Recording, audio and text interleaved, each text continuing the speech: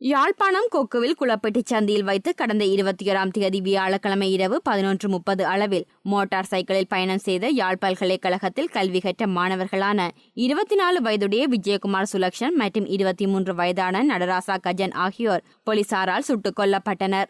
இந்த கொலை சம்பவம் தொடர்பில் வெளிநாட்டில் உள்ள வடமாகாண முதலமைச்சர் வெளியிட்டுள்ள அறிக்கையில், மாணவர்கள் மீது எதற்காக துப்பாக்கி பிரயோகம் நடத்தப்பட்டது என்பதை நாங்கள் ஆராய்ந்தறிந்து கொள்ள வேண்டும். தமது சமிஞ்ஞையை மீறி 2 மாணவர்களும் பயணித்தார்கள் என்ற குற்றச்சாட்டின் பேரில் துப்பாக்கி பிரயோகம் மேற்கொள்ளப்பட்டதாக போலீசார் தெரிவித்தனர். இவ்வாறான சம்பவங்களில் ஆக குறைந்த பல பிரயோகம் நடத்தப்பட வேண்டும் என்ற நிபந்தனையை மீறி போலீசார் செயற்பட்டார்கள் என தெரிய வருகின்றது.